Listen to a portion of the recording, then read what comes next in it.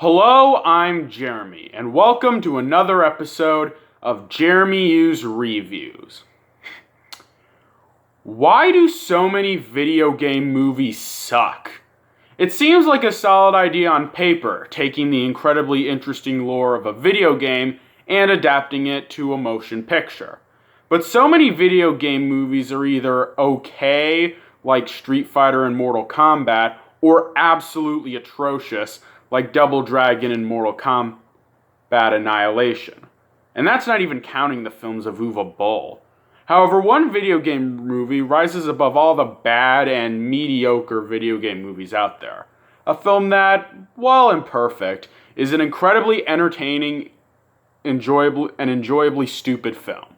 That film, as you can tell, is the Super Mario Bros. Movie.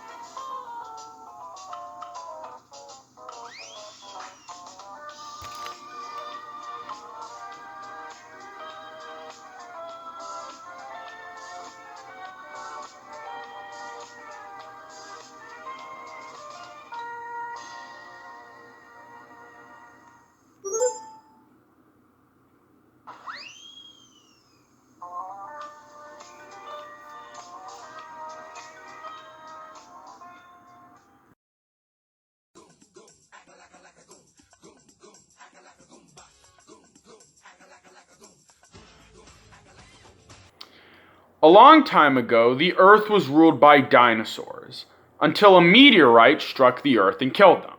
However, some of the dinosaurs survived. These dinosaurs fled to a parallel universe where they evolved into humanoid beings. Years later, the leader of the dinosaur world, King Koopa, gets tired of ruling the dinosaur world, mainly because it's just one giant city called Dino Hatton, surrounded by nothing but vast desert. So Koopa decides to go to the human world and take over, becoming the ruler of both the human world and his dinosaur world. To do this, he needs a piece of the meteorite that originally killed the dinosaurs, which fell off upon impact. Once this piece is inserted back into the meteorite, a portal to the human world will open. However, this meteorite piece is in the hands of Princess Daisy, daughter of the original king, who Koopa de-evolved into Fungus.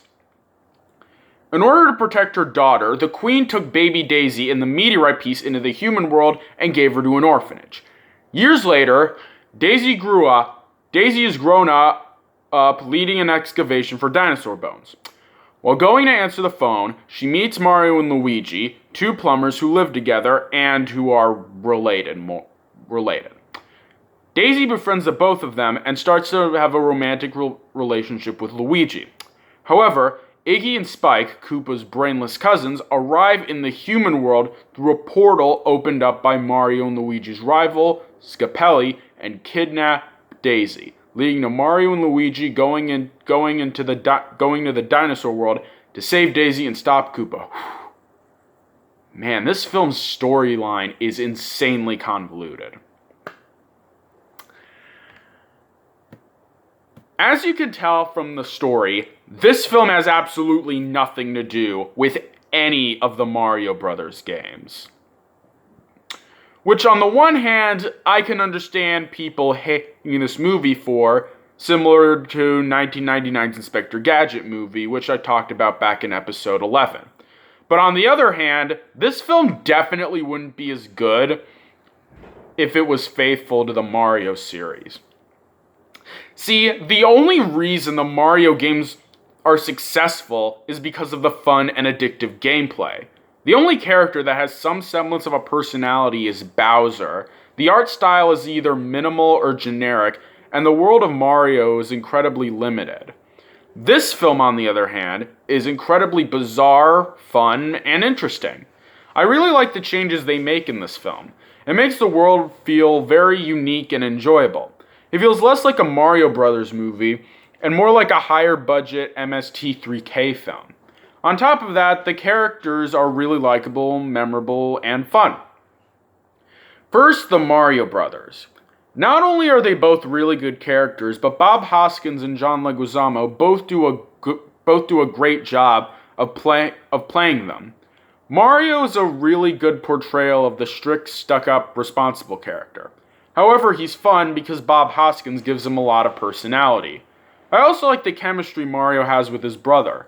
Despite their differing personalities, and the hell Leguizamo and Hoskins had to go through for this film to get made, Mario and Luigi have really good chemistry with each other.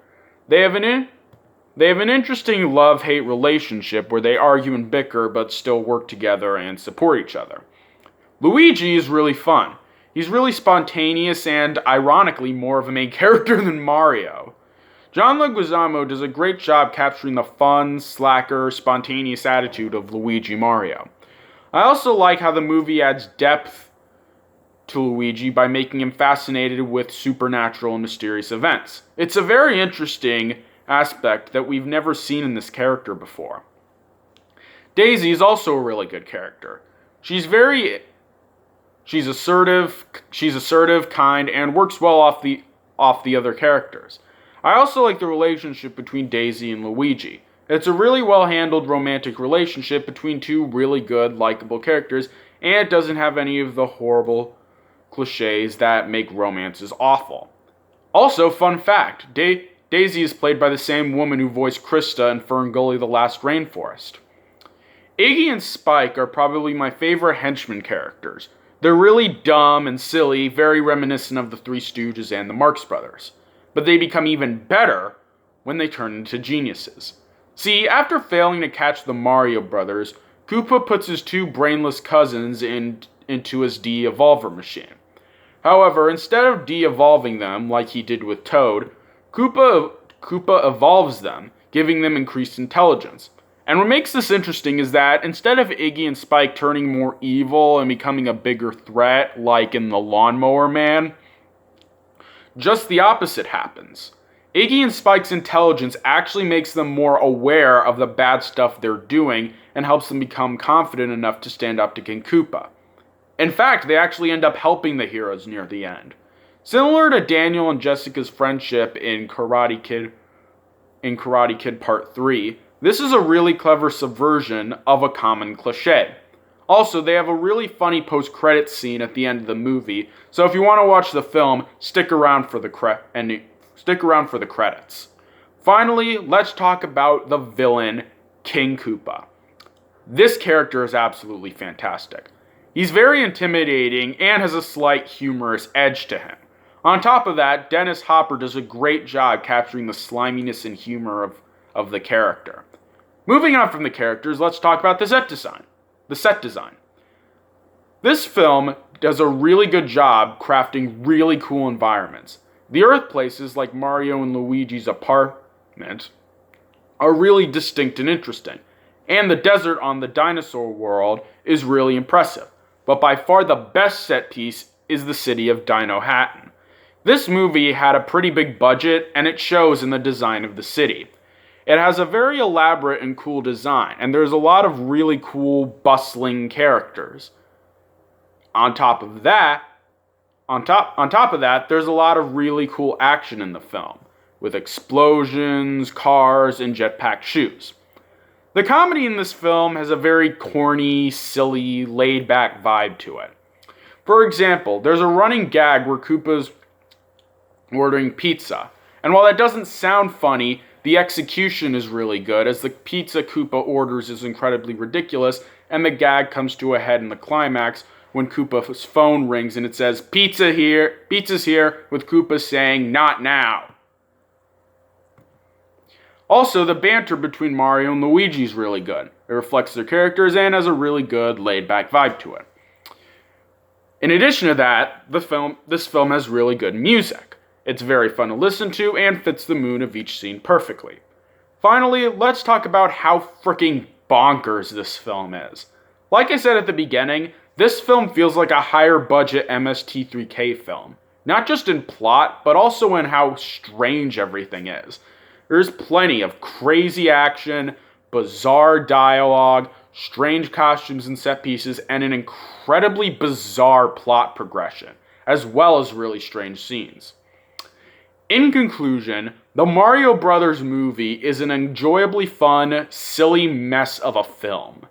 It definitely has its problems, and I can understand mainstream audiences not getting into it, as the film itself is very bizarre and doesn't have a specific audience.